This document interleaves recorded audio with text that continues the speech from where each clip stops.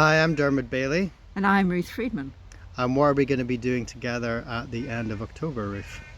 We are running a weekend workshop in Edinburgh called Circling Deeper, where we're going to be introducing circling practices and surrendered leadership.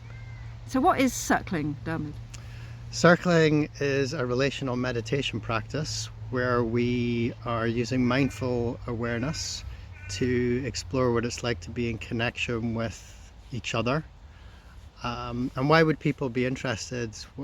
What kind of benefits can people expect to experience in such a practice, Ruth?